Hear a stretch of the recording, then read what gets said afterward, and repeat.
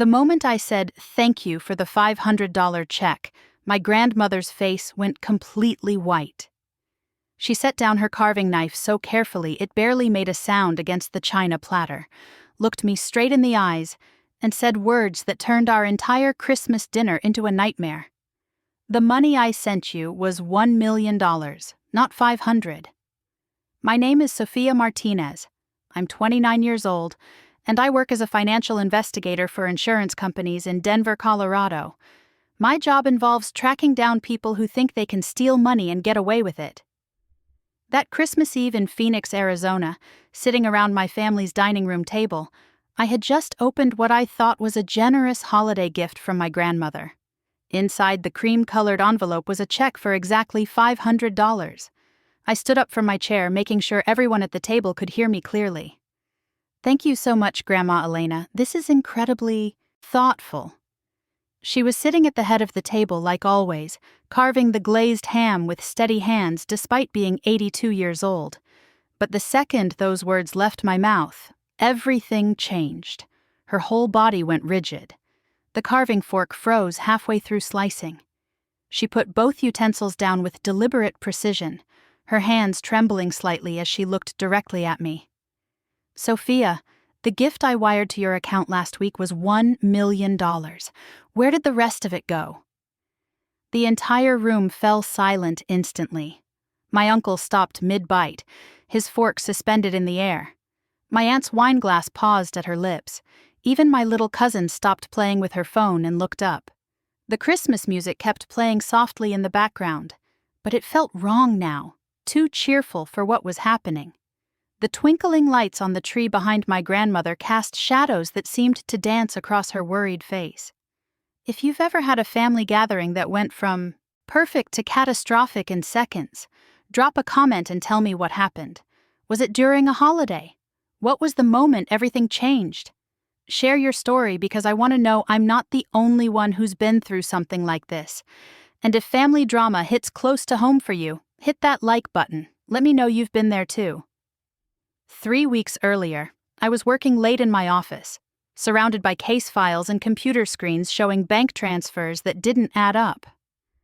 My phone rang around 8:30 in the evening, and I saw my brother Carlos's name on the caller display. He sounded casual at first, asking about work and complaining about the early snowfall they were getting in Phoenix.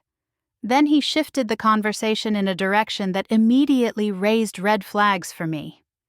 "You know, Sophia, maybe you should consider staying in Denver this Christmas," he said, his tone trying to sound concerned but coming across as rehearsed. "Grandma Elena hasn't been feeling great lately. Her doctor thinks too much excitement might not be good for her heart condition. You know how she gets when everyone's around, trying to host and take care of everyone." I leaned back in my office chair, staring at the city lights through my window. Something about this didn't sit right. My grandmother lived for family gatherings. She spent weeks preparing, cooking traditional Mexican dishes, setting up the guest rooms, making sure every detail was perfect. The idea that she wouldn't want me there felt completely wrong. Carlos continued talking, mentioning how expensive flights were during the holidays, and how my demanding work schedule probably made it hard to get time off anyway. "Besides," he added, "Mom thinks it might be better to keep things small this year, just immediate family who live nearby." That's when he made his mistake. He said Mom thinks instead of the doctor thinks. I caught it immediately, and when I questioned him about it, he stumbled over his words, trying to backtrack and cover up the slip. He quickly changed the subject to something about local news in Phoenix, then ended the call much faster than usual. After hanging up, I sat in my quiet office, the hum of computers and distant traffic filling the silence. Carlos had never worried about my travel expenses before. In fact, he'd borrowed money from me multiple times without showing any concern about my finances. And the idea that Grandma Elena wanted a quiet Christmas was absurd. She thrived on chaos, on having the house full of voices and laughter and the smell of her famous tamales filling every room. The unease followed me home that night and kept me awake, staring at the ceiling of my apartment. Around midnight, I gave in to my suspicions and opened my banking app on my phone. I had this old savings account that my grandmother had set up for me when I started college, something she called my future fund. She'd put some money in there over the years for emergencies or major life purchases, and I rarely checked it since the balance had stayed steady for so long. But that night, when I logged in, my heart stopped. There it was, clear as day. An incoming wire transfer for $1 million, dated just 5 days earlier. The memo line read, "For my dear granddaughter with all my love, Abuela Elena." I scrolled down to see the next transaction, and my blood ran cold. The very next day, an outgoing transfer for $999,500 had been sent to an external account I didn't recognize. The remaining balance was just enough to keep the account from triggering any automatic alerts. My hands started shaking as I set the phone down on my nightstand. This wasn't some banking error or computer glitch. Wire transfers that large required multiple verifications and authorizations. Someone with access to my account had deliberately moved that money, and they'd done it in a way that was designed to hide what they'd stolen. I got up and paced around my small apartment, my mind racing through the possibilities. The account was jointly held with my grandmother, but she would have told me directly about sending such a massive gift. She'd always been straightforward about her generosity, calling to explain even small transfers. The only other person who might have access was my mother, Maria. Grandma had mentioned once that Mom helped her with some of her banking as she got older, just basic bill paying and account management that many families handle for elderly relatives. By morning, I was certain that someone close to me had stolen nearly $1 million, and they were trying to keep me away from Phoenix because they were afraid I'd discover what they'd done. I called the bank first thing, verifying the transactions through their security department. The representative confirmed that the outgoing wire had been authorized from an IP address in the Phoenix metropolitan area, which sealed my suspicions. I spent the next few days digging deeper, using my professional skills to trace where the money had gone. My work involves following complex financial trails, so I knew exactly what to look for and how to find it legally. The bulk of the stolen funds had been deposited into an account belonging to my cousin Miguel, Carlos's oldest son, who was 25 and had always struggled with money management. Once I had that information, the pieces started falling into place quickly. Credit card records showed expensive purchases immediately after the transfer cleared. A brand new BMW had been bought and financed with a substantial down payment. Then there were charges at high-end electronics stores, luxury clothing boutiques, and premium restaurants throughout Phoenix. Miguel's social media accounts, which I checked carefully, showed off his new lifestyle with photos of expensive watches, designer clothes, and nights out at exclusive clubs. But what hurt the most were the smaller transfers I discovered from my mother's personal account to Miguel, scattered throughout the previous months. Nothing huge individually, but the pattern suggested she'd been financially supporting whatever plan they had in motion. The amounts were always just under reporting thresholds, clearly designed to avoid detection. I found myself staying up late, going through every piece of evidence I could gather legally. Screenshots of social media posts, public records of purchases, bank routing information that was accessible through professional databases I had access to at work. The timeline painted a clear picture of coordination between my brother, my mother, and my cousin. This wasn't some desperate impulse decision. This was calculated theft that had been planned and executed with precision.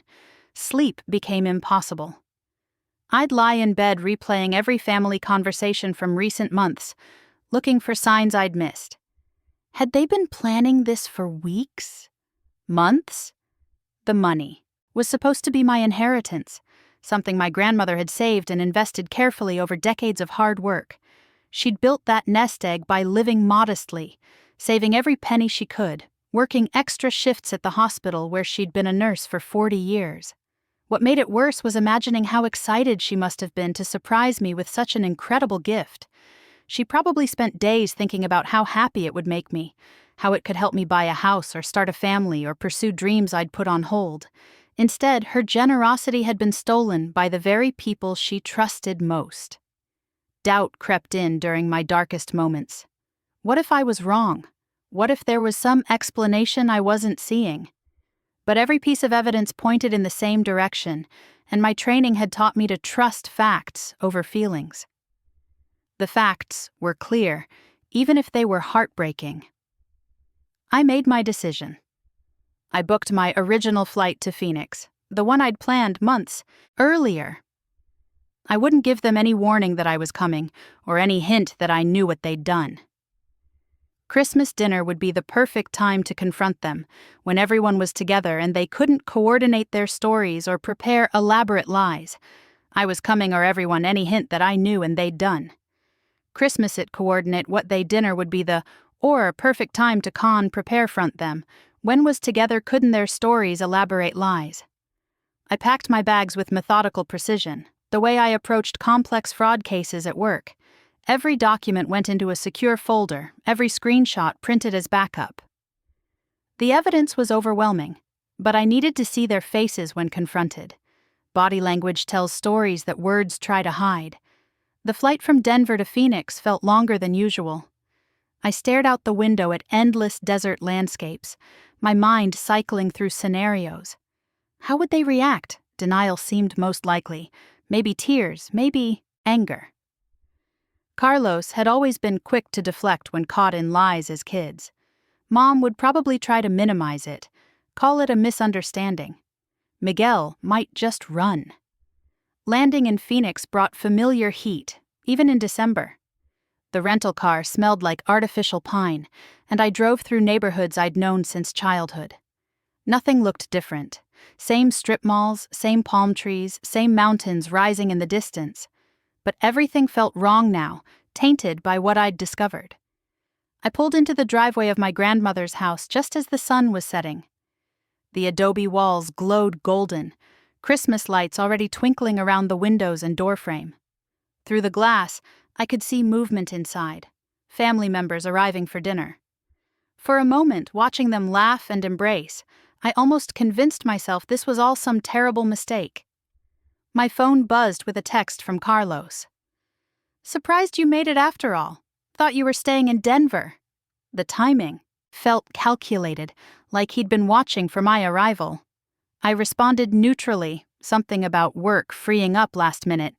No need to tip him off yet. Grandma Elena opened the front door before I could knock, her face lighting up with genuine joy. She looked smaller than I remembered, more fragile, but her hug was still strong enough to lift me off the ground slightly. "Mija, I'm so happy you're here," she whispered in my ear. "The house isn't the same without all my grandchildren."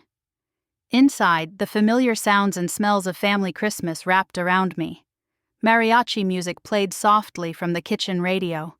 The scent of pozole and fresh tortillas made my stomach growl despite the knots of anxiety. Cousins I hadn't seen in months grabbed me for hugs, asking about Denver weather and my latest cases. Everyone seemed normal, genuinely happy to see me. Miguel was there, standing near the fireplace with a beer in his hand, wearing what looked like a brand-new designer shirt.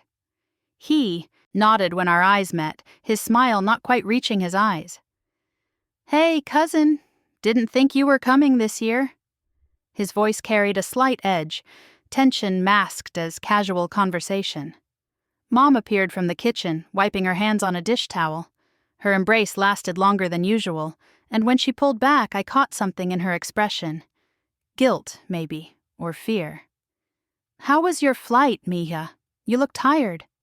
She fussed over me the way she always did, but there was something forced about it now, like she was trying too hard to appear normal.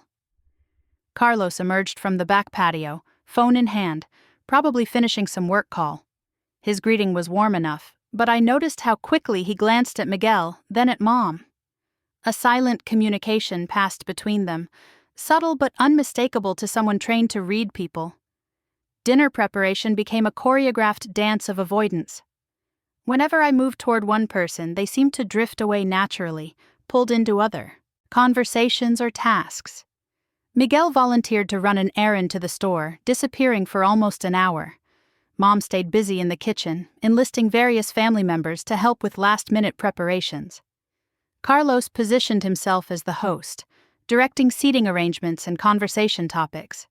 I helped where I could, staying quiet and observant. My training kicked in automatically, cataloging behaviors and noting inconsistencies.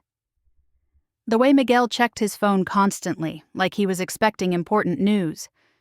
How Mom's hands shook slightly when she thought no one was watching. Carlos's tendency to steer conversations away from anything related to money or recent purchases. The dining room table looked magnificent when we finally gathered. Grandma Elena had outdone herself with the decorations, white roses and gold ribbons creating elegant centerpieces between serving dishes laden with traditional foods. Extended family filled every chair, aunts and uncles and cousins, creating the warm chaos she loved most. I sat where Carlos directed me, directly across from Miguel and next to my youngest cousin, Isabella, who immediately started telling me about her new job as a teacher. The conversation flowed easily around topics like work, travel, local news. Everyone seemed determined to keep things light and festive.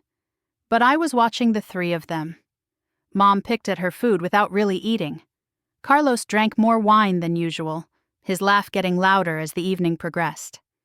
Miguel kept excusing himself to take phone calls, each time looking more agitated when he returned. Grandma Elena commanded attention when she stood to carve the ham, her tradition for Christmas Eve dinner. She wore her best dress, deep burgundy with a pearl necklace I remembered from childhood special occasions. Her hands moved with practiced skill as she sliced uniform portions, arranging them carefully on the serving platter. That's when Mom reached into her purse and produced the envelope. Her movements seemed rehearsed as she slid it across the table toward me, her smile bright but brittle. "This is from Grandma. She wanted to give it to you personally tonight."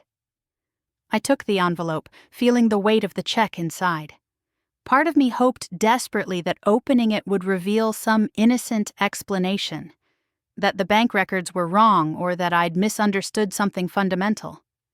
But when I unfolded the paper and saw $500 written in my grandmother's careful handwriting, the last pieces of doubt crumbled away.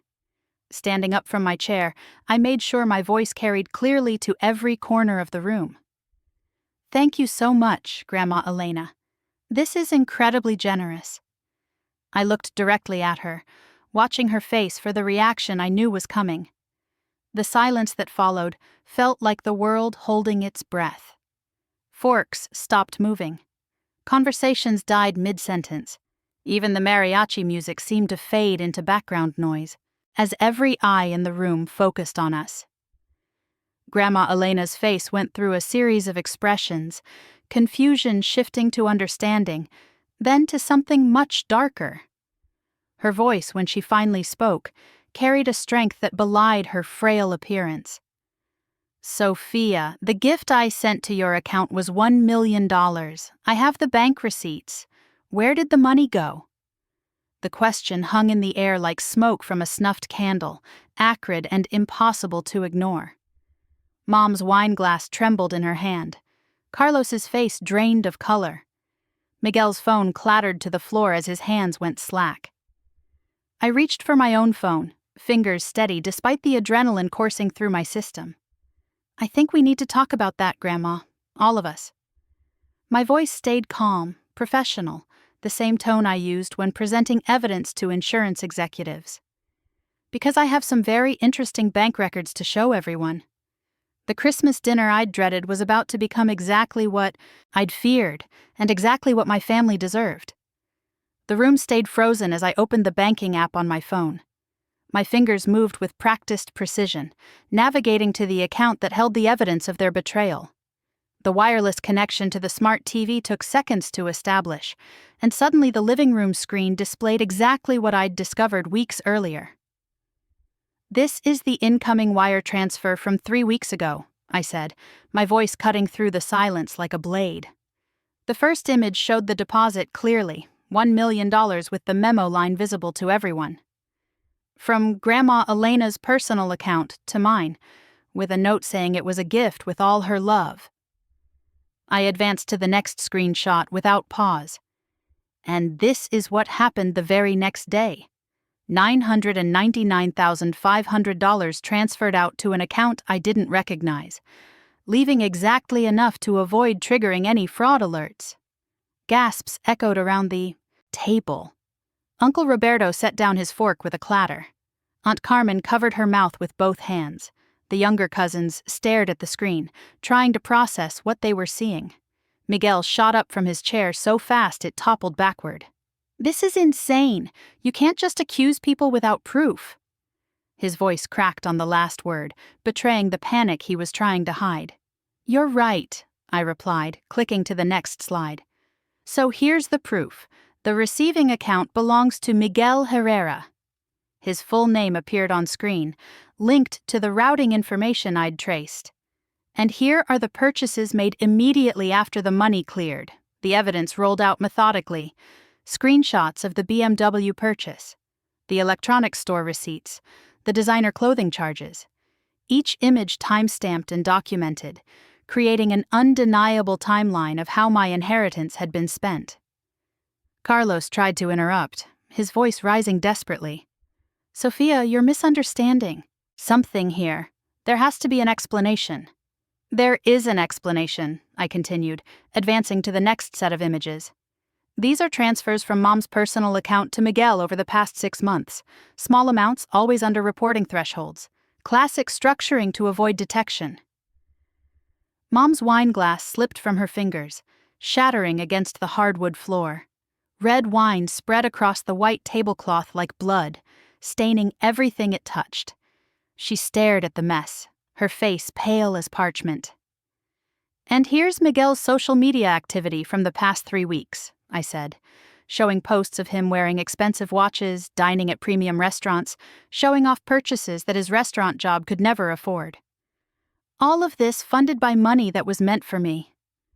Grandma Elena's hands gripped the edge of the table so tightly her knuckles went white.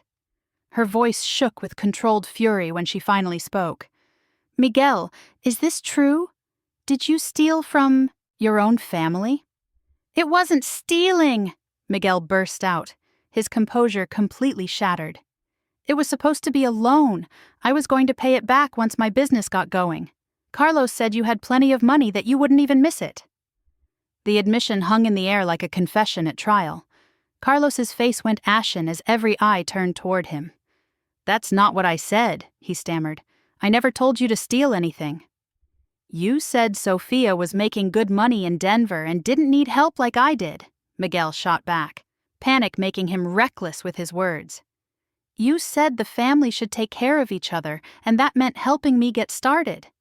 "Enough," Grandma Elena said, her voice cutting through their argument like a judge's gavel.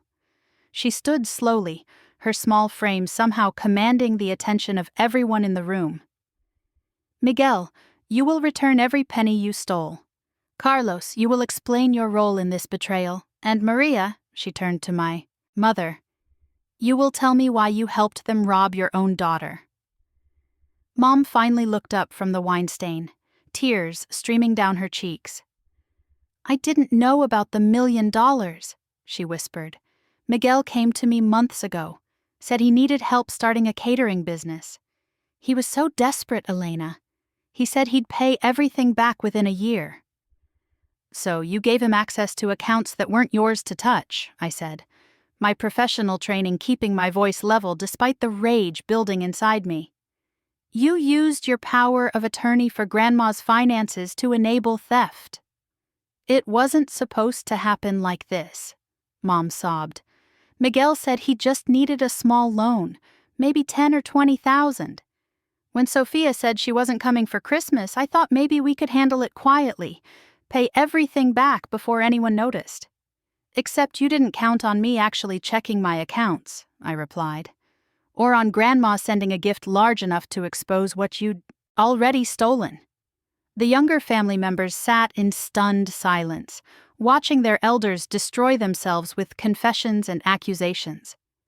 Isabella, barely 18, kept looking between the adults like she was trying to understand how people she'd trusted her whole life could do something so terrible.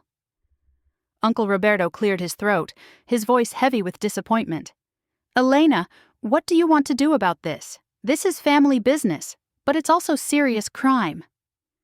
Grandma Elena walked slowly to where Miguel stood, her cane tapping against the floor with each step. Despite being a foot shorter than him, her presence made him shrink back against the wall. "You used my love for this family to steal from your own cousin.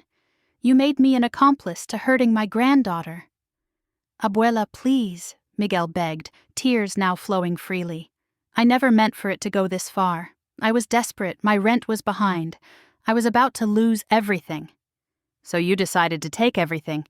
"From Sophia instead," she replied, her voice cold as winter wind. "Tell me, Miguel, how does it feel to know that your new car was bought with money meant to help your cousin buy her first house? How does it feel to wear clothes purchased with funds that could have paid for her wedding someday?" The questions landed like physical blows. Miguel's knees buckled, and he slumped against the wall, no longer able to meet anyone's eyes. Carlos tried one more time to control the narrative. "Look, we're family. We can work this out privately. No need to involve banks or lawyers or anyone else.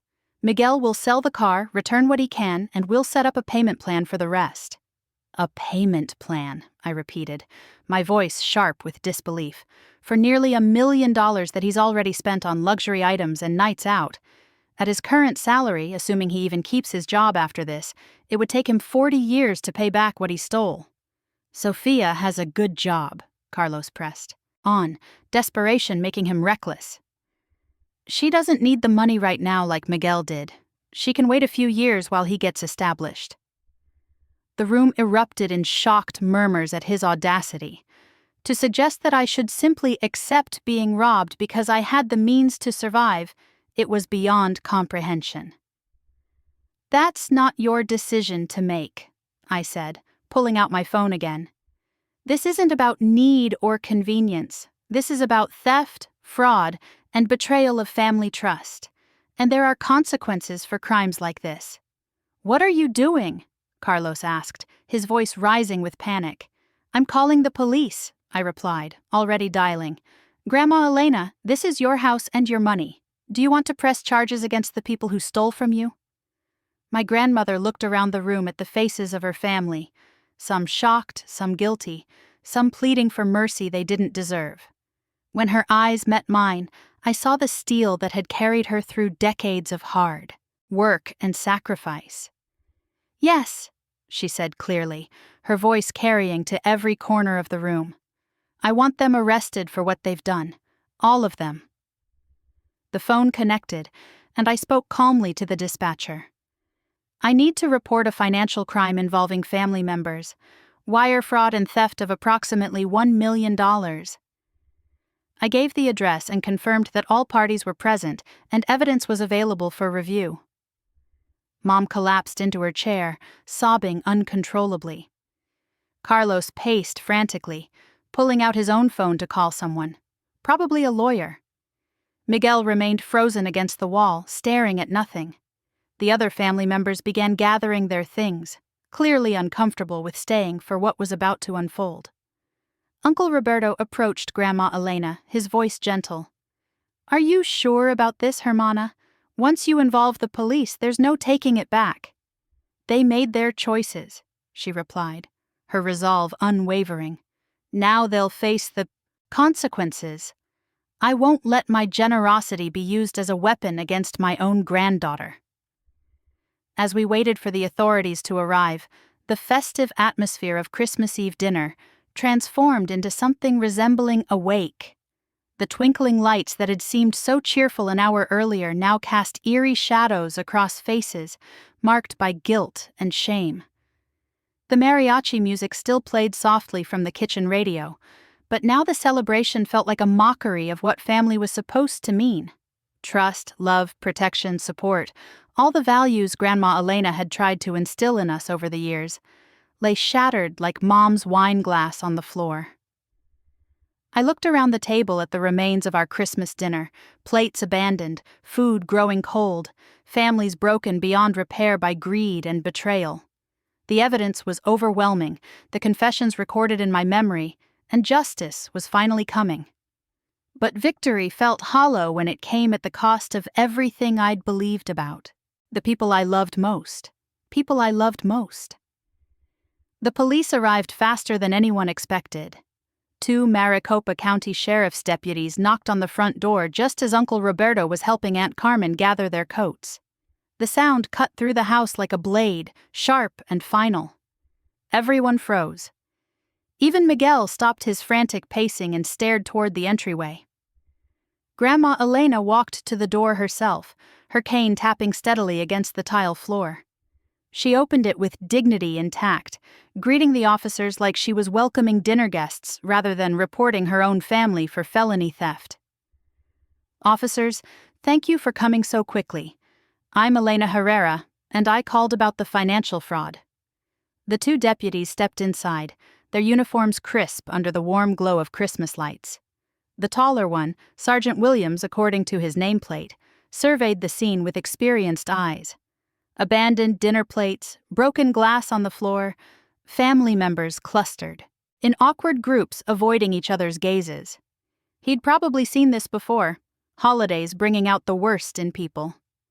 I approached them directly, extending the folder I'd prepared weeks earlier.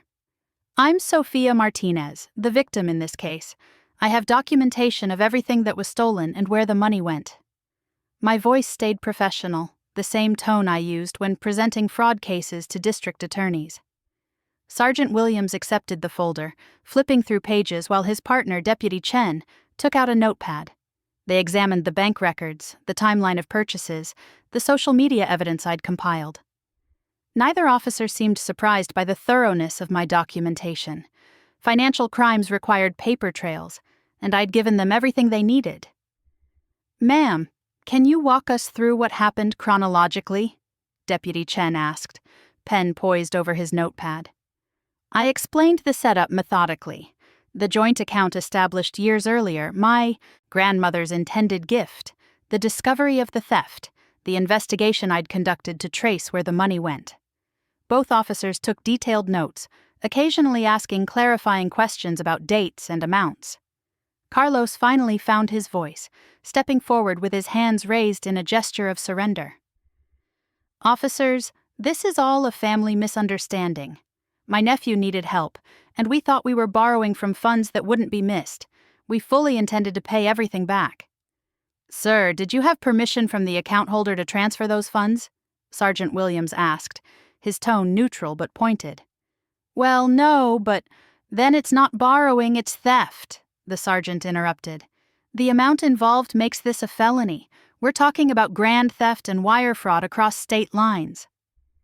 Miguel finally spoke up from his position against the wall, his voice barely above a whisper. "I want to cooperate. I'll tell you everything, show you where the money went, help however I can." Deputy Chen turned toward him, notepad ready. "Are you admitting to taking money from accounts that didn't belong to you?" "Yes," Miguel said, the word coming out like a sob. "I took the money. I bought the car, the clothes, everything. I know it was wrong." Mom looked up from her chair, mascara streaking down her cheeks in dark lines.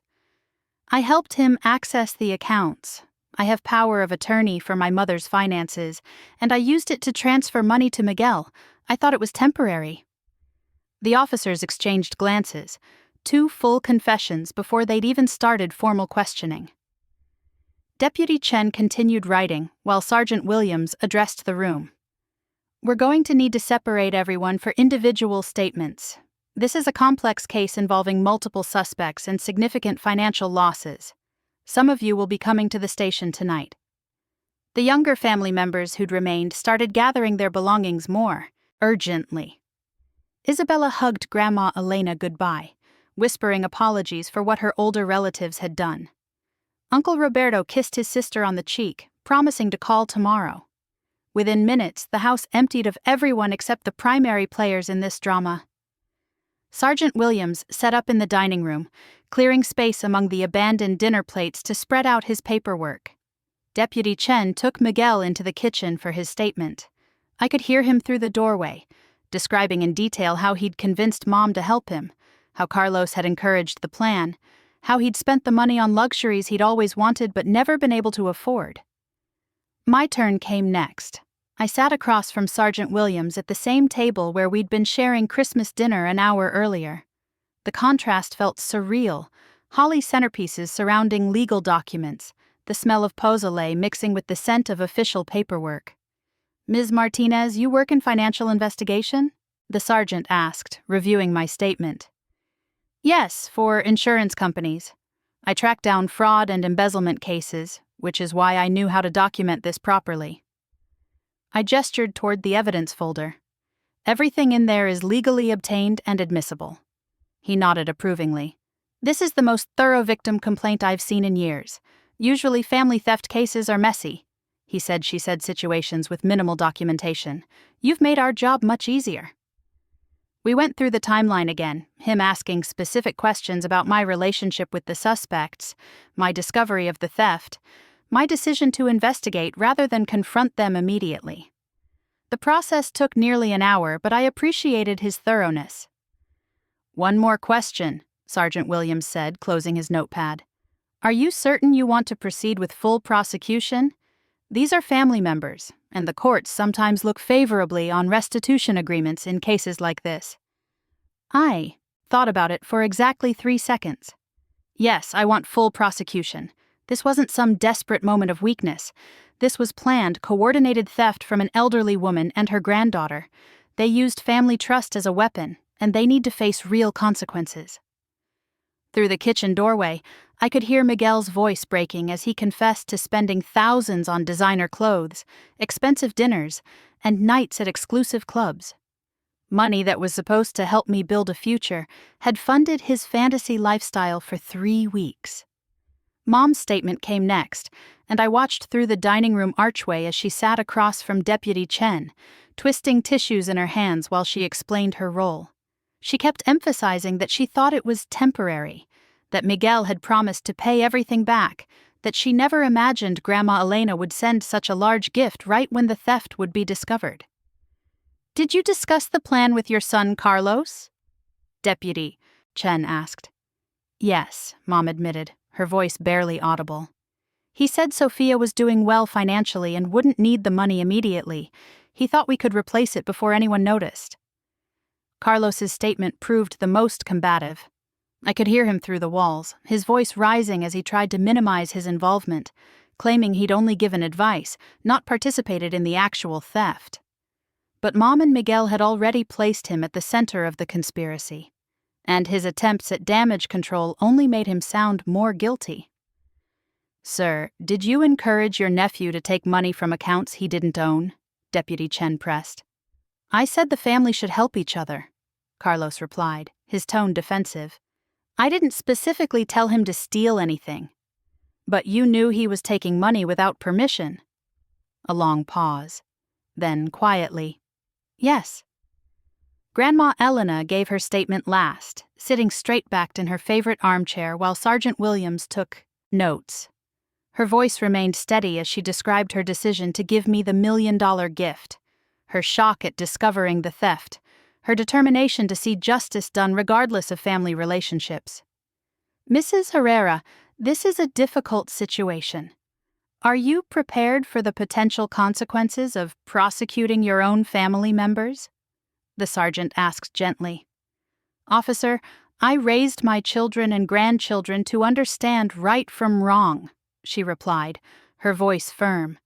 "If I protect them from consequences now, I teach them that family relationships excuse criminal behavior.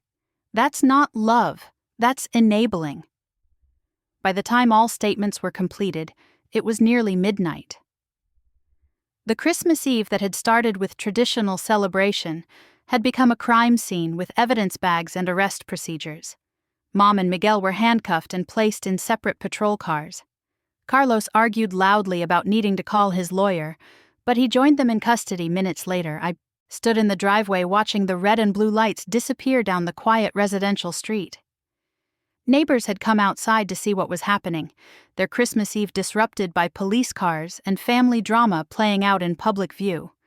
Tomorrow, the entire neighborhood would know that the Herrera family had imploded over stolen money. Grandma Elena stood beside me, her small hand finding mine in the darkness. Mija, are you okay? I know this couldn't have been easy for you. I'm okay, Grandma. Are you? I squeezed her fingers gently, worried about how much stress her heart could handle. I'm sad, but I'm not sorry, she said, looking up at the stars barely visible through the city's light pollution. They made their choices. We made ours. Now we live with the consequences. We walked back inside together, surveying the wreckage of Christmas dinner. Dirty plates covered the table, congealed food growing cold, broken glass still scattered across the floor where Mom's wine had fallen. The mariachi music had finally stopped playing, leaving the house eerily quiet. Should we clean this up tonight? I asked, suddenly exhausted by everything that had happened. Tomorrow, Grandma Elena said, turning off the Christmas tree lights with a soft click. Tonight we rest. Tomorrow we start rebuilding. I helped her to her bedroom, making sure she had water and her medications within reach. She hugged me tightly at her doorway, and I felt how fragile she'd become, how much this betrayal had aged her in a single evening. Grandma, I'm sorry this happened to you. You didn't deserve to have your generosity used against you like this. Neither did you, Mija, she replied, touching my cheek with her weathered hand. But we're survivors, you and I. We'll get through this together. I made up the couch in the living room, not wanting to leave her alone in the house that night. Sleep came in fragments, interrupted by sirens in the distance and the weight of what had happened. Every time I closed my eyes, I saw Miguel's face when he confessed, or Mom's tears as she tried to explain her betrayal, or Carlos's desperate attempts to minimize his role. Morning brought sunlight through the windows and the reality of what came next. Legal proceedings would drag on for months, restitution hearings, plea negotiations, possible trials. The family relationships that had sustained me my entire life lay in ruins, destroyed by greed and poor judgment. But there was also clarity in the devastation. I'd learned who I could trust and who I couldn't. I'd discovered strength I didn't know I possessed. And I'd protected my grandmother from being victimized further by people who should have cherished her instead of exploiting her. The money would eventually be recovered, at least partially. Miguel's assets would be seized, Carlos would face financial penalties, and Mom would lose her power of attorney privileges. Justice would be served, even if it came at the cost of everything I'd believed about family loyalty. As I sat in Grandma Elena's kitchen that Christmas morning, drinking coffee and watching her feed birds outside the window, I realized something important. Real family isn't about blood relations or shared history. Real family is about people who protect each other, who choose honesty over convenience, who stand up for what's right, even when it's painful. I'd lost most of my relatives that night, but I'd kept the ones who mattered most. And sometimes that has to be enough. To be enough. The legal proceedings moved faster than I expected. Within 72 hours, all 3 suspects had been formally charged with wire fraud, conspiracy, and grand theft. Miguel faced the harshest potential sentence, since he'd directly received the stolen funds. Carlos was charged as an accessory and conspiracy coordinator. Mom faced charges related to abuse of power of attorney and elder financial abuse. Their first court appearance happened on December 28th. I sat in the gallery with Grandma Elena, watching them shuffle into the courtroom in orange jumpsuits and shackles. Miguel looked like he'd aged 10 years in 3 days, his usual swagger completely gone. Carlos kept glancing around the room, probably searching for supporters who weren't there. Mom stared at her hands, unable to meet anyone's eyes. The judge reviewed the charges with clinical precision. Wire fraud across state lines carried federal implications. The amount stolen pushed everything into felony territory with mandatory minimum sentences. When the prosecutor read the evidence summary aloud, listing each purchase and transaction, I heard gasps from other families in the courtroom dealing with their own legal troubles. Miguel's lawyer requested bail reduction, arguing that his client posed no flight risk and had family ties to the community. The prosecutor countered by presenting evidence of the luxury purchases, suggesting someone who'd spend $1 million in 3 weeks on personal items demonstrated poor judgment and potential for further financial crimes. Bail was set at $200,000 each. None of them could afford it. Carlos had already mortgaged his house to hire attorneys. Miguel's assets were frozen pending restitution hearings. Mom's retirement savings were insufficient to cover legal fees, let alone bail bonds. They would remain in custody until trial or plea agreements were reached. That Christmas Eve taught me something I'll never forget. Family isn't defined by blood or shared last names. Real family protects each other, chooses truth over comfort, and stands up for what's right even when it destroys everything familiar. I lost 3 relatives that night, but I kept the ones who mattered most. Sometimes choosing integrity means walking away from people who mistake your silence for weakness. If you've ever had to choose between family loyalty and doing what's right, you know exactly what I mean, and sometimes that choice is the only one worth making.